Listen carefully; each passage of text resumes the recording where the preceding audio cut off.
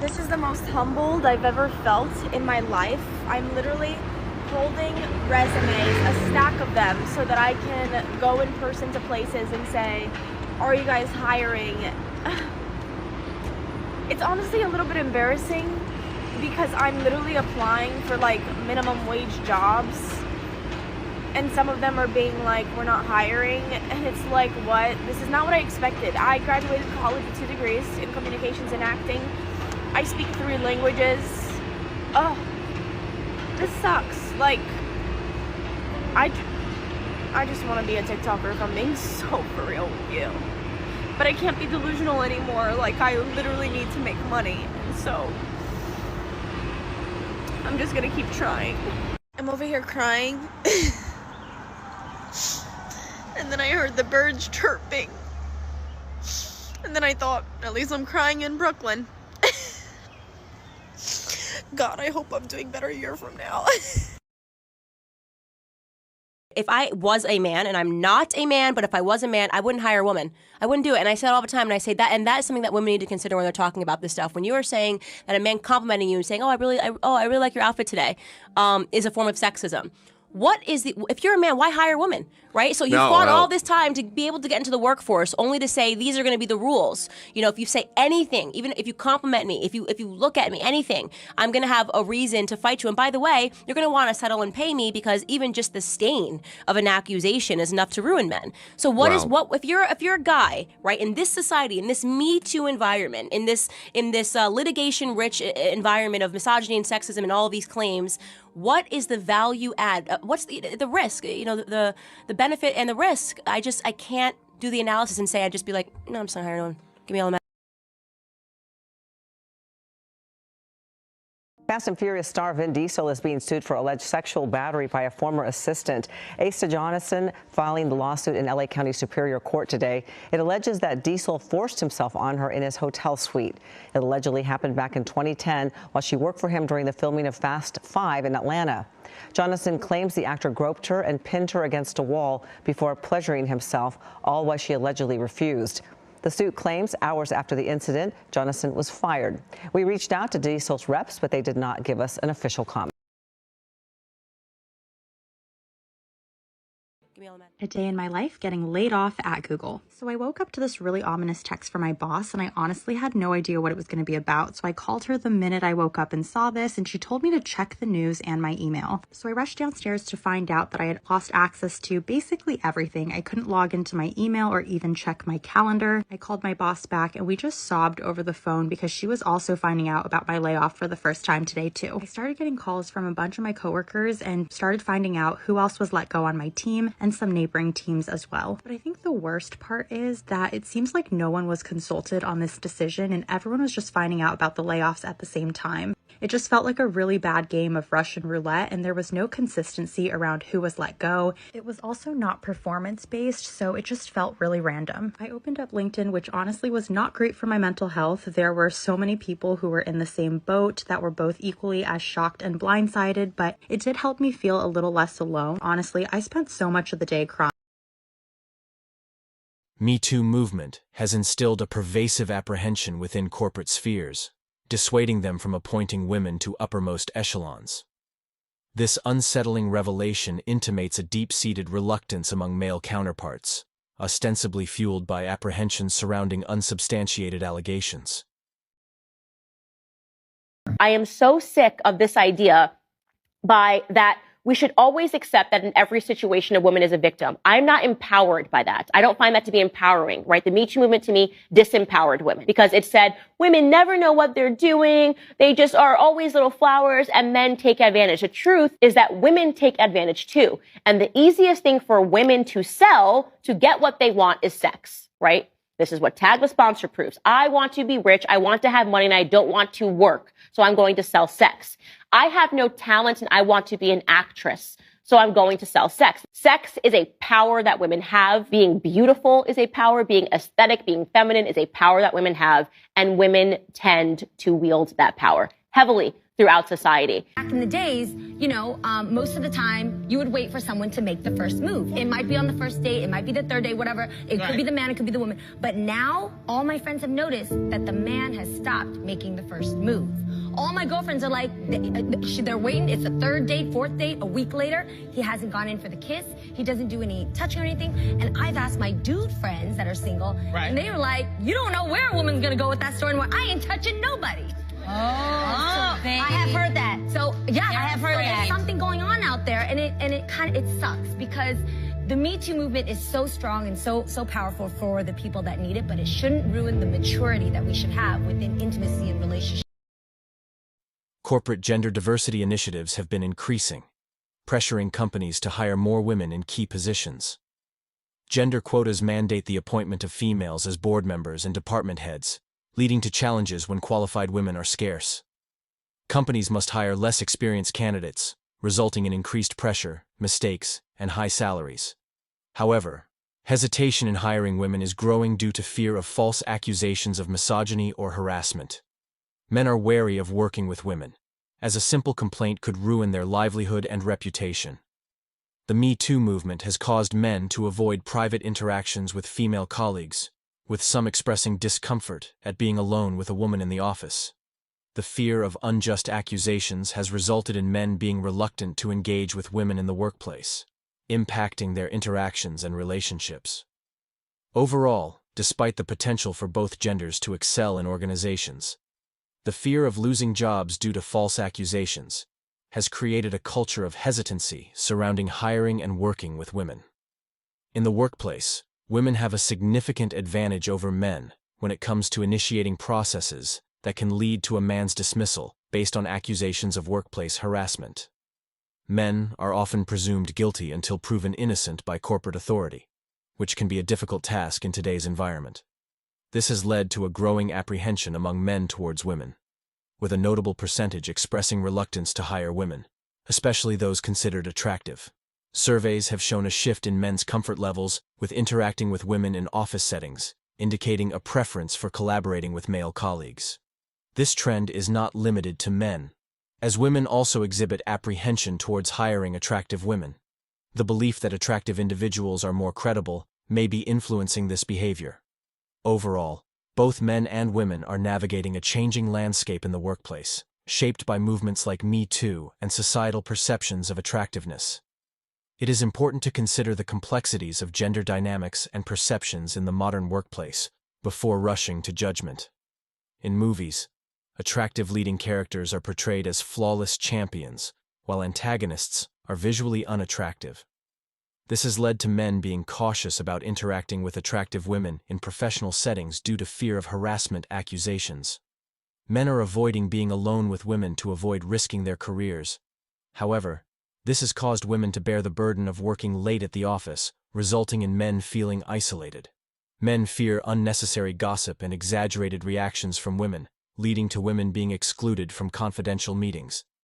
The corporate sector is still dealing with the aftermath of the Me Too movement, causing men to avoid professional interactions with women. Companies may even hire fewer women to avoid workplace drama and protect productivity and profits. As a result, it has become unprofitable for companies to take risks by hiring more women, as they cannot stop hiring men just because women are uncomfortable. The perceptions and behaviors surrounding the issue need to change for a more inclusive and productive work environment. Do you think like what you see in the movies where if you were to strike a guy in the nuts, he would just fall over and he can no longer control his motor? Should we test it out? I'm pretty sure, I'm just saying it hurts, that's a good but start. I'm not going to tell people how to attack men. I'm just saying if you take those classes, they teach you how about this? steps. Here, let me give women better advice. Go get a firearm. That'll help you out much more in a self-defense situation against a man than taking years of BJJ. To all the young gentlemen just noticing the fairer sex, here's a tip. Do not date an ambitious girl. Okay? If that girl's, you meet her in college and she's talking about how she wants to do this and she wants to do that and accomplish this and accomplish that and she wants to be the big dog CEO of some company, leave her. Immediately. Run. You will, trust me, you will save yourself a massive amount of headaches. Ambitious boss babe bitches are nothing but a fucking headache for a man. And honestly, considering they pretty much act like men, might as well just date a dude. We have all witnessed the layoffs of thousands of employees over the past couple of years at companies like Facebook, Amazon, Microsoft, and Twitter. The consequences of COVID on organizations became evident when they recognized they had hired excessively during the pandemic. You might not be aware of this, but the majority of businesses have stopped recruiting women. It might be surprising to learn that more firms are refusing to hire women to fill their positions, and no corporation will admit this to you. Why? Because women bring a lot of drama to the table, and endless cases of ruining employee culture by falsely accusing male colleagues who no longer want to work with women. Modern woman and like a lot of the feminist indoctrination, brainwashing, and American women with these like massive insecurity things. She's just saying like, well, I don't want men to be leader. That's basically what she's saying. She's like, I don't want men to be the leader. I don't like women can be leader too. Not even women can be leaders too, but she's saying like women can be better leaders in certain situations. Went out of his way to make the workforce within that company 50-50 as much as he could in terms of men and women being represented. So we're talking about engineers, we're talking about tradespeople, we're talking about in workshops, we're talking at the managerial level. If you hire 50% women engineers and 50% male engineers, then the women engineers are less qualified because the pool of engineers is lower among women. So you can't hire 50% women engineers without producing a decrement in the quality of the engineers, because this selection pool is too small. You can't do that on a large scale. You might be able to do that in one company. Look, you think about it mathematically. If there's 10 times as many male engineers as there are female engineers, and you insist upon hiring 50-50, then obviously the degree to which the female engineers are proficient cannot be the same as the degree to which the male engineers are proficient. It's mathematically impossible. So you're saying don't even try? No, I'm saying something much more specific than that. When a woman says that you're controlling, toxic, insecure for not wanting your girl to go party 4 or 5 nights a week and get drunk and put herself in these sorts of situations, that's basically essentially just shaming language. You're trying to shame men out of using our masculine instincts to keep her out of positions that put the relationship at risk. There's absolutely no reason that a man should allow his girlfriend to put the relationship at risk. And I do think it's the case that if you're going out and partying and getting drunk and being around these kinds of people in these kinds of environments, you are putting your relationship at risk. Earlier this year, I had the displeasure of dealing with a female coworker harassing a male coworker. A male subordinate comes to me to report the female subordinate. She decided that she wanted his opinion on fellatio techniques. She asked him because he's openly gay. I went with him to HR to report. HR calls everyone involved to get their side. At this point, the female employee realizes the male employee snitched and begins bad-mouthing him. HR hands down punishment based on zero tolerance policy. 3 days unpaid suspension for the male victim, but only 1 day unpaid suspension to the female employee because she's pregnant and we can't cause too many problems. The male employee came back from suspension with legal representation. The female employee came back and all the male employees avoided her and any situation where they would need to be alone with a female employee. Now, here's a quick one about a gal who she, as well as her female coworkers, are having a meltdown because a guy at work isn't paying attention to them. And as I say, women, they need attention and validation the same way plants need sunlight and water. And how if a guy rejects them, either rejects their advances, doesn't pay attention to them, they lose their freaking minds. Title: A colleague at work, a 27-year-old male of 1 year, refuses to socialize with me, a 24-year-old female, or any of the women in our office. Oh, the travesty. There are plenty of other horrible things going on in the world, but nothing is as horrible as a guy, God forbid, not paying attention to you and your friends. She says here, "Hi all. I'm posting this on alternative site because I know a few of my friends are following me on here, and I don't want this spilling out until I have some clear thoughts on what I want to do." Oh, you're trying to say you don't want any drama because something tells me you like drama. So early last year, our firm hired Dan, a 27-year-old male. In the first few weeks, he was really quiet and didn't talk much, and that's just how we thought he was. Every conversation with him was short and to the point and never deviated from work, aside from pleasantries, have a nice weekend, etc. About 2 months ago, he started becoming a bit more friendly with the guys in our office, and they would hang out every so often after work and have normal conversations. Isn't it interesting that she and her friends are really paying close attention to what this guy's doing? However, whenever any of the girls in the office try to do so, he would quickly change the conversation back to just work or not reply.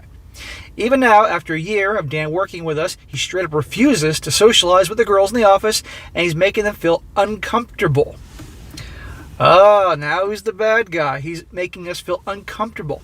Maybe he's sticking to business. Maybe he's worked at a place where the girls act like it's high school and wants nothing to do with that. Or maybe he's become very RP'd, understands about MGTOW, things like that, knows the Mike Pence rule, and he's doing that for a good reason. But he's making you uncomfortable. He avoids any discussion of himself outside of work-related events and future plans and doesn't ask any of the girls either. Aware as he is, what can I only assume, pretty good friends with the guys in the office.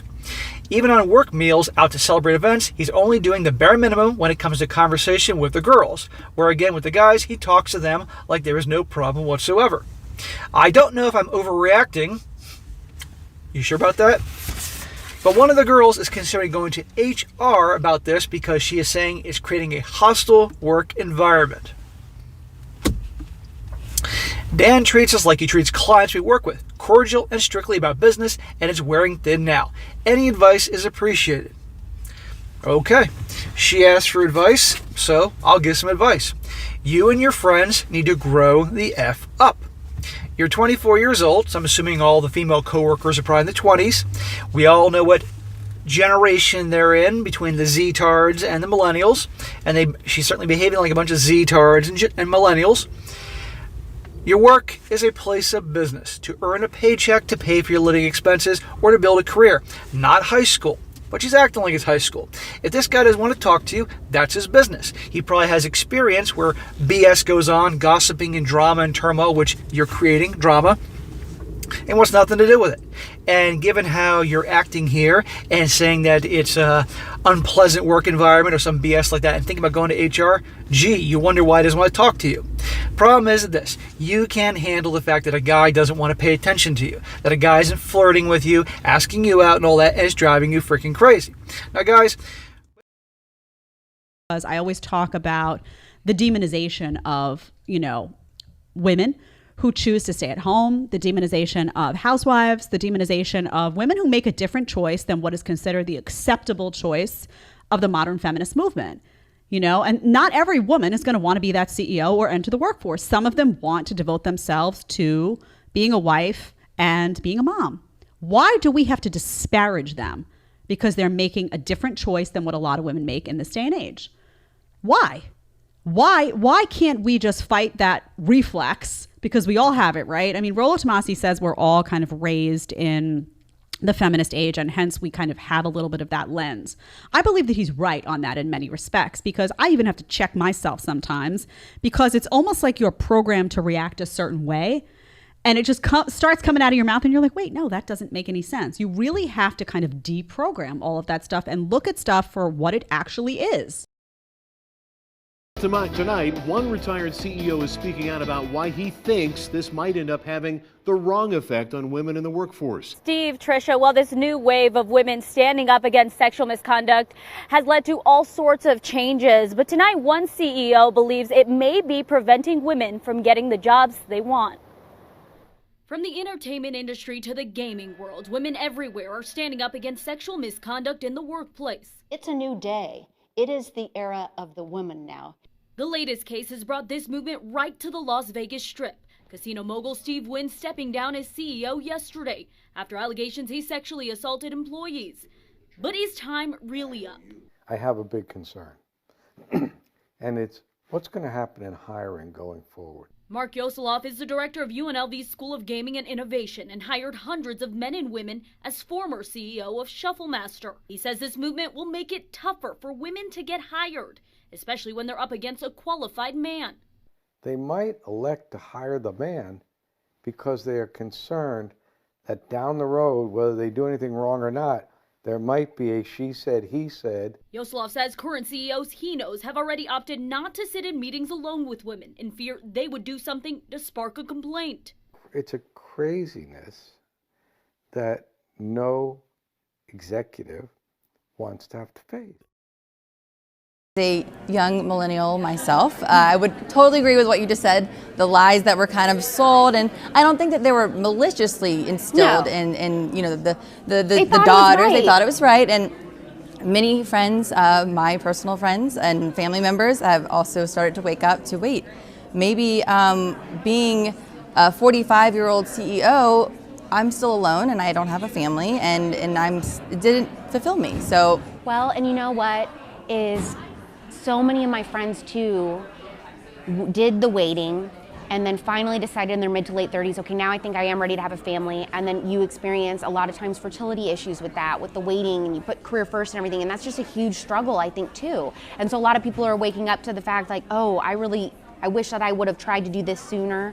And I think that's something too that's been an eye-opener for people. Plus the fact that, and I talk about this a lot on my shows, which is very controversial even with conservatives, but the fact that almost all of us were prescribed, if you're a millennial, we were all prescribed birth control, whether we were having sex or not in high school at 15 years old for no reason, just to regulate periods or acne or whatever, and then not knowing otherwise the side effects, and then being on that through our 30s, and then realizing, oh my goodness, this has impacted my fertility.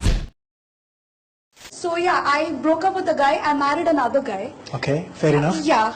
So does that make me a playgirl? I am a playgirl. How? No, you're not called a playgirl. One second. Let me explain. 1 second. I haven't finished my question. I haven't finished my question. Fine. Okay. Point number. Firstly, nobody has the right to label any girl or a boy. No, it is my choice to do whatever I want to do. Okay? There is no gender here. There is no gender here. Just because, you know, you have something extra, I have something extra in my body. It's as simple as that. But one more thing, I have something more. I can give birth. You can't. And you talk about I can give the software to you to give birth. I was about to say that. 1 second. I can give the formula of a human being. I was about to say that. I was about to say that. Oh, I don't need your sperms. You know what? Even dog sperms can give birth to a human child. Do you know that? Okay. Go marry a dog. When you cheat on somebody and they don't even react, or you know you can get away with it, it's easier to do it. I was in a relationship where I know the person knew I was cheating on them and they didn't do anything about it, which did two things. One, it made it easier to do. And two, it made me wonder, then why are you even with me? Right. Are you with me for the right reasons? You let me do what I'm doing, so why are you even with me?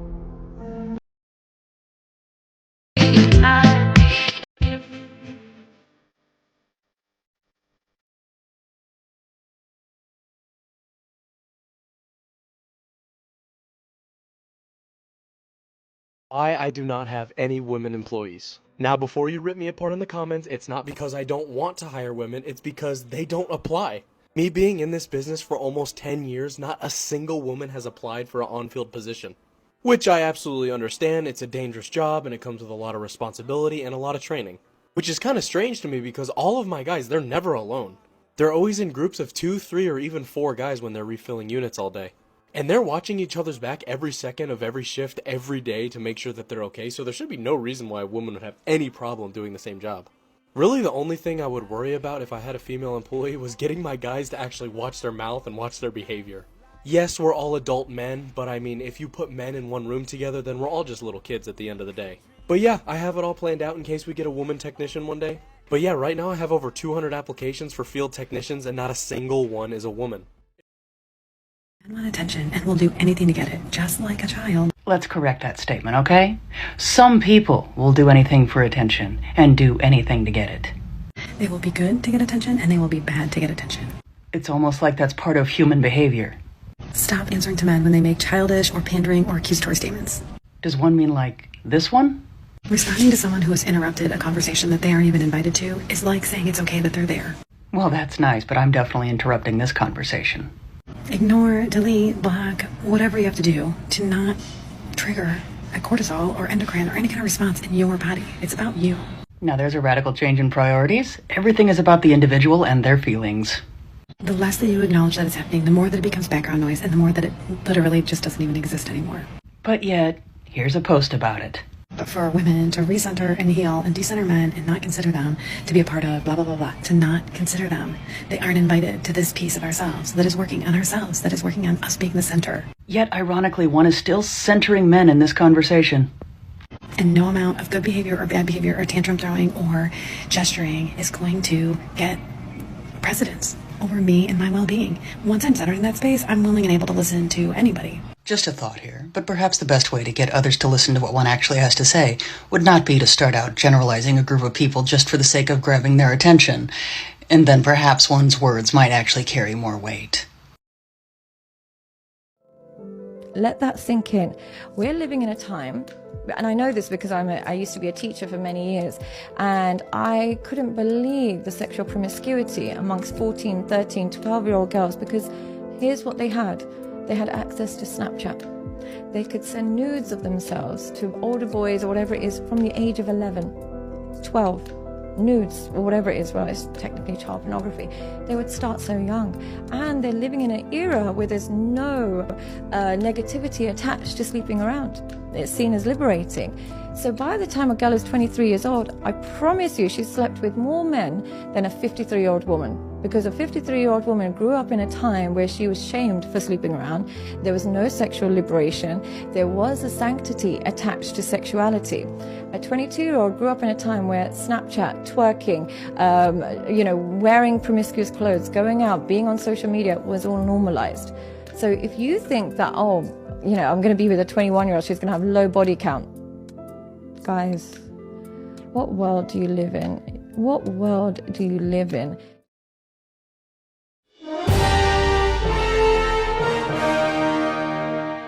Nepal, thank you very much.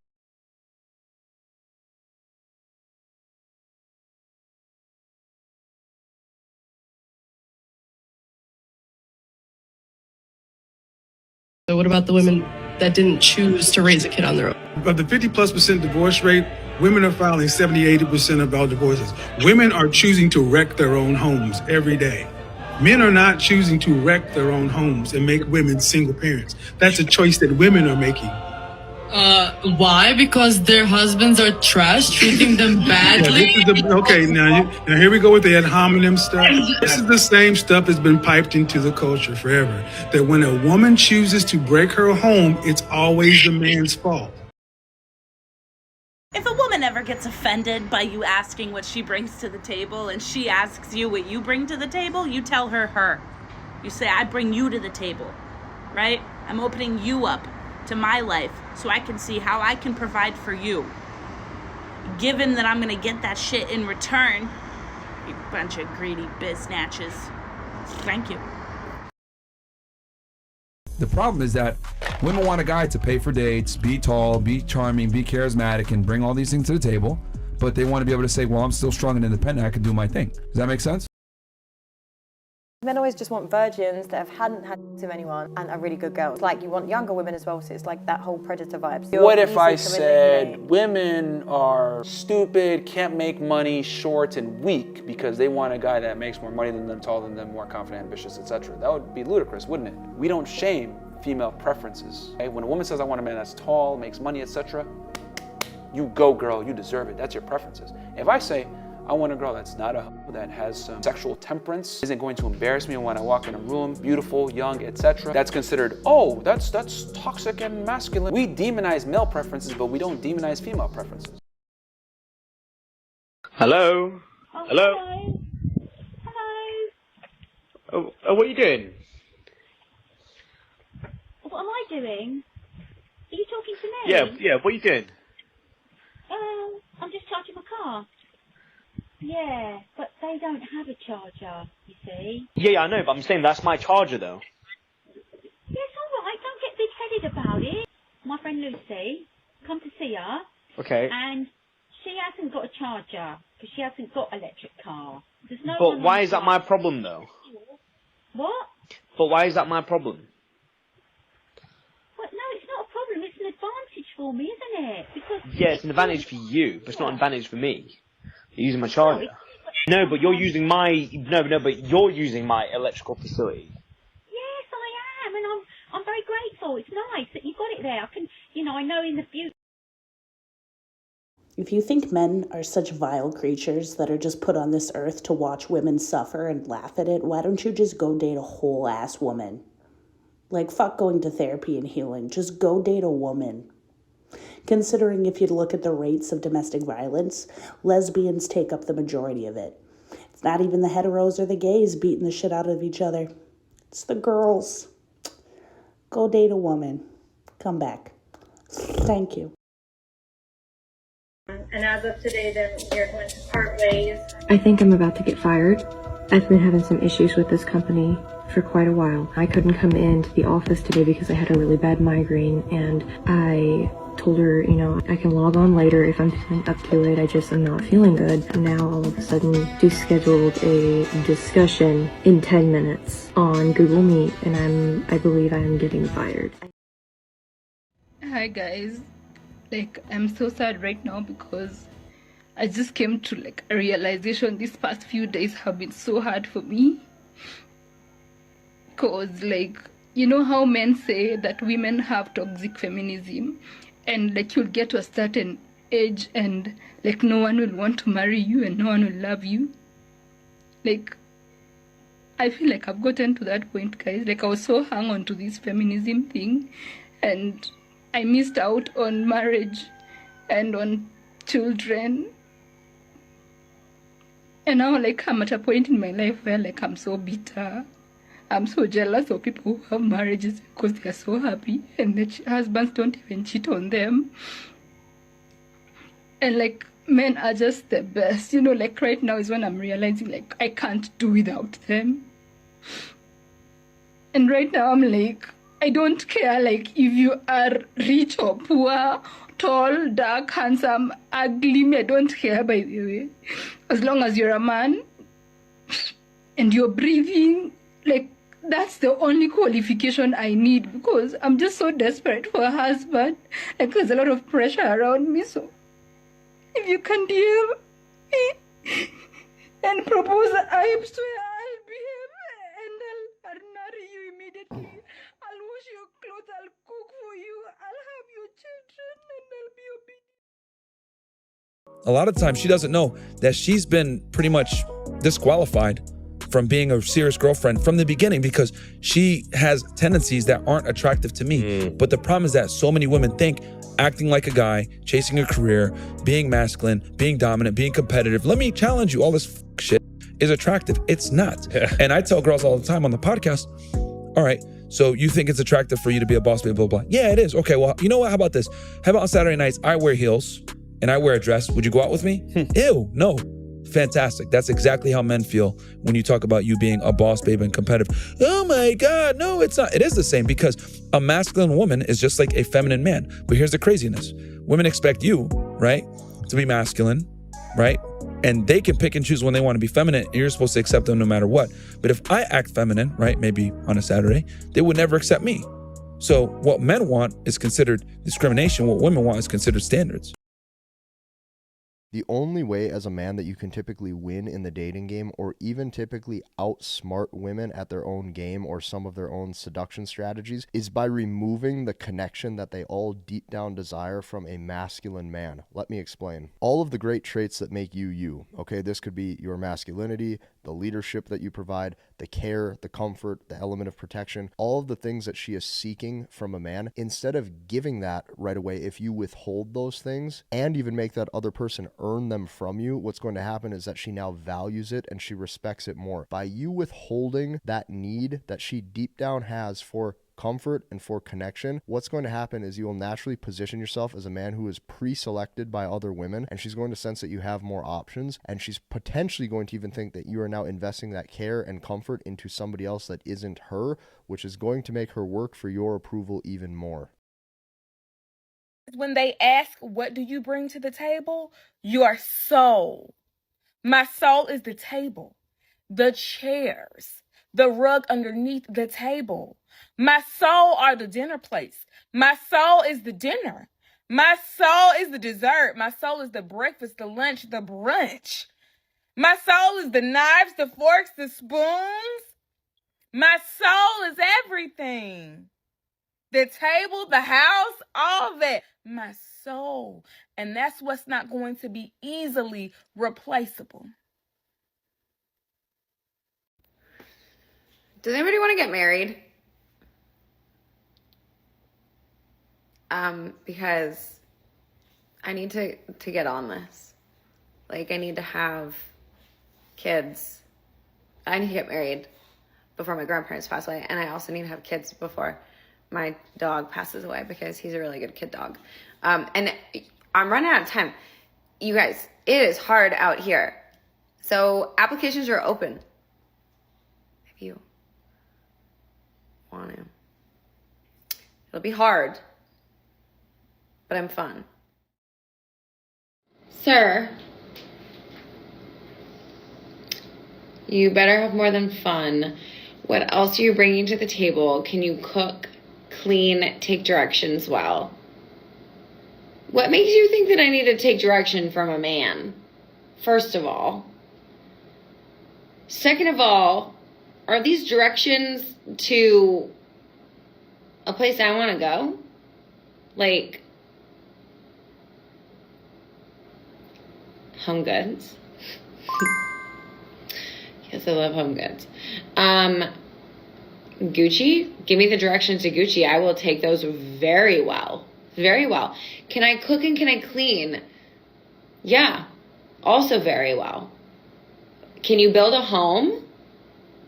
Can you build a home?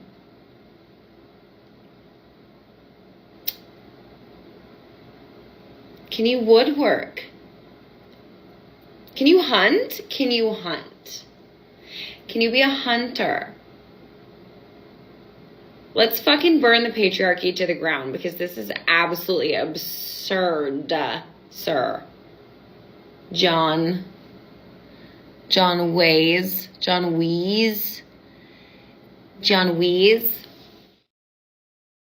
So I am a young millennial, and for my generation, we were really sold this boss babe life. Put your career first, don't get married, don't have a kids, don't even think about that until your mid to late 30s, don't worry about it, your career is what is going to fulfill you. And we really bought into that lie. And so many millennials, and some older than me, they did do that, and then everyone realized, oh wait, now I have the big promotion, I am making a lot of money, women are, by the way, the left doesn't want to talk about this, but women are out earning men. I mean, you know, to and from, that this wage gap thing is such BS. But they have all of that, but they still feel like they're missing something. And the truth is that we were made for more. We were made to pour into a family and a husband and have children, and that is what is going to fulfill you at the end of the day. Like your career, you know, at the very end of your life, how much money you made and everything isn't going to matter, but who's going to be at your bedside on your deathbed. And so I think a lot of millennials started to have that wake-up call, and now Gen Z is starting to have that wake-up call. And so young conservatives really are embracing this, it's called trad wife lifestyle. So traditional wife, you know, being a stay-at-home mom and putting a focus on that. And so I think that's amazing. And you know, that's something I think about too. I have a really serious relationship right now. We're not engaged yet, but it's something that we're talking about. And you know, he knows that that's super important. Obviously, I feel like I'm in a place that God wants me to be with hosting this show, but I also really want to be a mother. And at the end of the day, if I had to choose to lose all of this, and if that was the only way to be a mother, I would choose that. And we'll see what ends up happening. Maybe there's a way for me to balance both a little bit, but I think a lot of girls are waking up to the fact that family really is everything and putting more of a priority back on that. And so I cannot wait to see how Gen Z really takes that back. Number one, I got asked, what is the accommodation I was asking for? So I have a lot of mental health problems that don't affect my everyday life, but they can sometimes. I wake up with panic attacks sometimes. To be honest, they were triggered a lot by this job. And all I was asking for was to work from home on certain days that I would have what they like to call a flare-up. It's not eczema, it's a disability. And that would not happen very often, but the more that this job started to break me down, the more that they would happen. This 38-year-old Sydney woman was fired from her job when her boss tracked her keyboard activity when she was meant to be working from home and found she wasn't working much. Susie Chico had been working at one of the largest insurers in Australia for the last 18 years. But after months of her missing meetings, being late to tasks, and even the company copping a fine from the regulator because of a document she didn't file, her boss decided to start monitoring her keystroke activity from home. That is, the number of times she presses a key on her keyboard per hour. Without her knowledge, they tracked her activity from October to December. They found she didn't work her rostered hours for 44 days, started late on 47, finished early on 29, and worked 0 hours on 4 days. They presented this to her and ended up dismissing Susie a few months later, except she took it to the Fair Work Commission saying it was an unfair dismissal. But after hearing all the evidence from the insurance company and not much from Susie proving that she was actually working, the Fair Work Commission decided it wasn't an unfair decision. All jobs that run the infrastructure of modern day society are typically run by men, over 90%. So what I'm saying is that the top 10 paying jobs are dominated by men versus the top least paying jobs are dominated by women, because women don't have the same interests as men. Women get paid less because of choice, not because of their gender. Women could go into the same career fields that men do, they choose not to. And this is even more exacerbated by the fact that women dominate college, yet they still earn less. Women go into majors that pay less because of choice. They want to go into social sciences and not STEM. When you actually equate apples to apples, right? All working individuals with the same profession, same career, same education, same experience, etc. Women actually earn more than men. Okay, well, why do men have maternity leave? What? They have paternity leave. Or whatever, paternity leave. I am absolutely convinced that men don't actually want relationships. As ladies get older, it's harder to find a man to get into a relationship with. There's a couple of reasons for this, but one of which is men gain experience. They have been in a relationship, have been scorned, screwed over, and then they decide, I want my own peace. The rest of the video proves this. Like, men want their lives as is. They want to go about their day exactly as it is. Their own peace. Do whatever they would normally do. God forbid they want to do the stuff that they would like to do with their own lives. Oh my God, what are these men like? And just want somebody there when it's convenient for them. And that's the comment that makes me think you're bitter and single. It's not the fact that they want someone that's convenient for them. It's the fact that they want someone to add to their lives and not take away things that they enjoy, which is what they have been previously used to. Do we get it yet? Or, you know, for the things they want to do. And that is why men are staying single, so they can do whatever it is that they want to do without any bad judgment from anyone. The fact that it's a concern to you that they're doing this is a massive red flag. So men aren't going to look at you and go, yeah, she wants to take over my life. That's wifey material. Convince me I'm wrong. No convincing needed, because you're absolutely right. A fella in his 30s plus does not want a relationship in the same way like he did when he was in his 20s. Why? Because he's been in a relationship and he's learned. He likes his own life. He likes to be able to do what he wants. And if a woman wants to tie one of these guys down, she's got to go above and beyond to tie the guy down. It's not as easy anymore. You can't get pissed off with men being screwed over, getting smarter, wanting to take a bit more care of themselves, because you can't find a man as easy as you used to. Welcome to life. If companies can pay women less, why don't they hire all women? Well, that's a whole nother story. Really? I understand your argument, and I understand that you're angry. I'm not angry. I can hear it in your voice. I'm not Listen to angry. your voice. I'm hearing my voice and I sound pretty calm. You have now shifted the quality of your voice, and I thank you for that. Okay. And you've just given me a condescending look, and that's another reason why we need feminism. And now I'm done, and thank you so much. I will say again, I'll go back, whatever the movement is, whatever the cause is, if you think it is bigger than due process, giving people an opportunity to be heard and making sure that people, I know there are some people that say, well, you know what, if some people get destroyed, if their lives get destroyed, that's a small Well, I know prize. men who say they won't hire women now, so that's great. That's stupid. Yeah. Well, what would you do if someone could just say, Sam touched me inappropriately? You need to have an atmosphere that's open to women coming forward. So, Sam, what happens 20 years from now? What happens 20 years from now, Sam? Where somebody says, I worked with Sam Stein at the Huffington Post, and we were having drinks one night, and he put his hand on my leg. What happens in this environment? 20 years from now, you're fired. Well, I'll say I work at the Daily Beast. I know, but back when, back when you first started at the Huffington Post, that's the environment we're in now. I want to go back to my original point, which is I don't think there is, I agree that there is a really difficult problem here of due process, and it needs to be, whoever is accused, it needs to at least have their point heard and the ability to face their accusers, which is due process, the essential element of due process. I worry, and I just want to make sure, like, that you allow an environment where the actual victims here are still able to come forward and say, you know what, this happened. Yeah. And this is difficult. I mean, with the problem with Al, in the end, was that he had a series of incidents where he was grabbing people's butts. That doesn't say he shouldn't get due process. Is there a picture of that? He admitted that it likely happened. So I just want to be clear. The problem that Al faced was Al's own making. Yeah. Now, the secondary problem was what happens when those things come out into the fore. In that case, Al did deserve to have, I don't know why I keep calling him Al, Senator Franken did deserve to have due process. But let's not act like the system screwed him. He screwed himself. That's all I'm saying. Mika, the changes... By the way, we're at 6:30.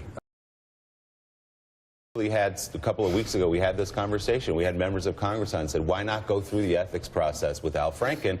And the answer was the process is flawed and it favors members of Congress. And that very well may be true, but it's the process you've got. Yeah. So you don't throw out due process I think altogether. the process Make itself the process is what we need to be talking about before we talk about the men, because the process needs to be,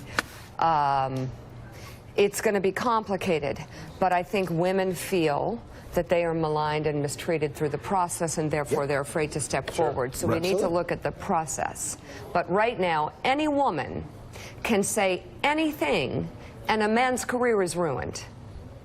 Now, a lot of women can say things that are true, and their career should be ruined. By the way, but the problem is by the way, hold on. That any woman can say anything, and that's it, it's over. Is that how we're running businesses now? There is a reporter whose name I will not mention, a very good reporter who was called in, was not told what he was accused of by an anonymous person,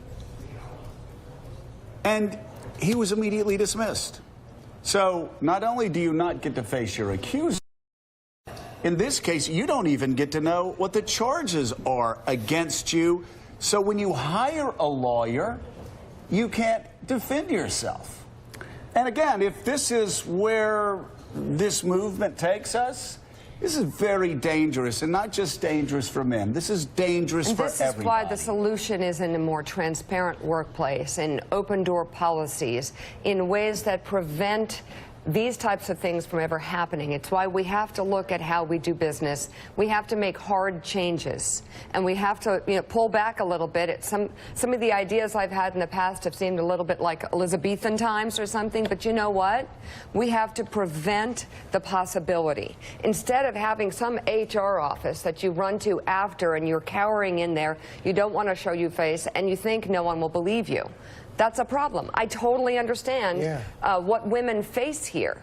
I just also I'm stricken. I'm chilled by some of the cases I'm seeing now of people being run out of their jobs, bankrupted, and absolutely no due process. I will say So a paper came out recently that looked at the impact of the Me Too movement on academia, and it actually shows that post-Me Too, women's productivity fell largely due to fewer collaborations with male researchers. The paper shows that this drop is most pronounced at universities where the perceived risk of sexual harassment accusations is highest. So the actual findings comparing research before and after the movement are right here, and as you can see, after the Me Too movement, collaborations with male researchers inside the same institution fell to close to zero. The author points out that men feel like if they accidentally say the wrong thing, they could be canceled or fired. She also notes that institutions that have clear policies on sexual harassment help reduce this perceived risk. And this isn't just in academia. The paper also cites a 2018 study which showed that 60% of male managers are uncomfortable participating in common activities with women due to the same concerns. And a curious finding of the study was that men make up for the loss in this collaboration by just collaborating more with other men, whereas women don't make up for it at all. The author concludes her findings by saying that Me Too was important for raising awareness, but it's also increasingly important for institutions to have really clear sexual harassment guidelines.